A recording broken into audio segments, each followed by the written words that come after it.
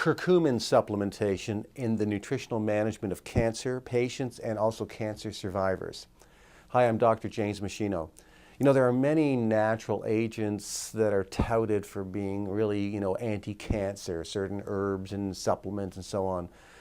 And they've been shown to be effective in animal studies, but very few have been tested in human clinical trials.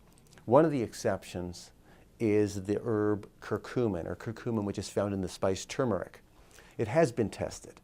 It's been tested because it has shown such impressive properties in experimental and animal studies that they really had no choice but to test it.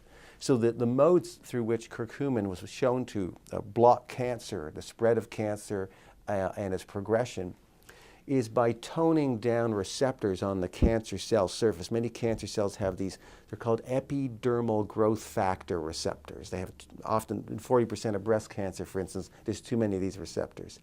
And so these receptors tend to cause the cell to divide faster and faster. If you can silence them, then the cell slows down its rate of cell division. It allows the other cancer therapies to be more effective. So curcumin is one of the things that's been shown to sort of help silence those epidermal growth factor receptors, very common in breast cancer, prostate cancer, colon cancer. Curcumin also blocks the buildup of a hormone called prostaglandin series 2. And cancer cells like to make prostaglandin series 2. It helps them keep dividing. If you can block the formation of prostaglandin series 2, then you slow down the rate at which the cancer cell can divide. The other therapies will be more effective. This is one of the ways that aspirin has been shown to reduce risk of cancer. You probably have read articles like that, by blocking a particular enzyme called cyclooxygenase. Curcumin does the same thing without causing gastrointestinal ulceration and bleeding, without damaging the liver and the kidneys, as too many aspirins would be inclined to do. The other thing is that curcumin blocks another enzyme that cancer cells use. It's called the lipoxygenase enzyme. We just call it LOX. But cancer cells take a certain fat and convert it into these hormones called leukotriene A2 and leukotriene B4. And they cause the cancer cell to divide very rapidly. By blocking that lipoxygenase enzyme, you stop the cancer cell from getting the traction that it would like to have.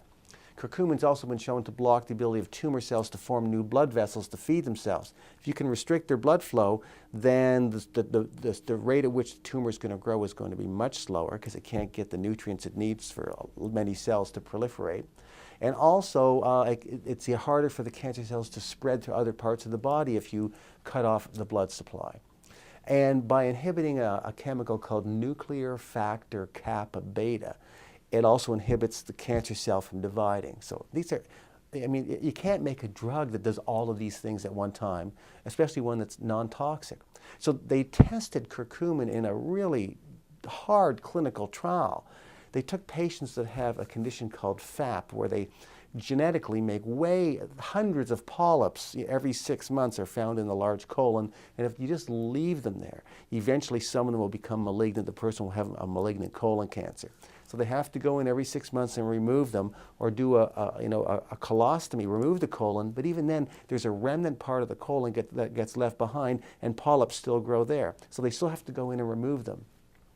And the reason those polyps are growing is that genetically, those cells have way too many epidermal growth factor receptors, which I talked about earlier. So they said, well, if curcumin can silence the epidermal growth factor receptor and actually do it in humans, this would be a great place to test it. So they tested it in patients that had this problem, and they showed that it decreased the number of polyps by more than 60%, and it shrunk the size of the polyps that were growing by more than 60% compared to the group that didn't get the curcumin supplementation. There are no drugs that can do that yet.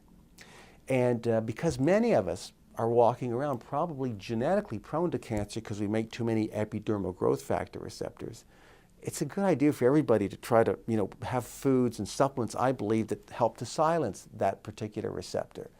So as the director of nutritional therapy at the Canadian Cancer Immunotherapy Clinic, which is an integrative cancer center, it's spearheaded by a medical doctor who I have great respect for, I provide the adjunct of nutritional management to cancer patients who want that nutrition consultation. One of the supplements that I really encourage patients to take, and there's about 10 different supplements in total, but one of them has curcumin in it, in addition to other natural anti-inflammatories like white willow bark extract, boswellia, and ginger. because all of them have anti-cancer properties. Now, each capsule of that supplement has 190 milligrams of curcumin, so I'm having the person take 3 capsules at least 3 times a day to get them into the 1,700 milligram range of curcumin. That's the dosage you're going to need to make it an effective therapeutic nutrient if you're fighting cancer, if you want to reduce the recurrence of cancer. So the dosage has to be right. Again, I like it to be in a combination supplement: curcumin, boswellia, white willow bark extract, and ginger, because they work synergistically to produce an incredible anti-inflammatory effect, and you get the anti-cancer benefits of some of what those nutrients are able to do as well.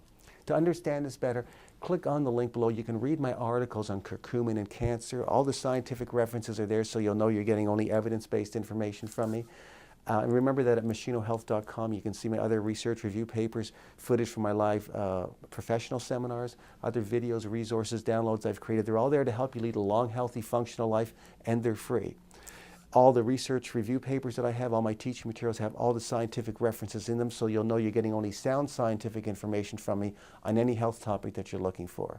So you should make machinohealth.com an ongoing, reliable resource of health and wellness information for both you and your family.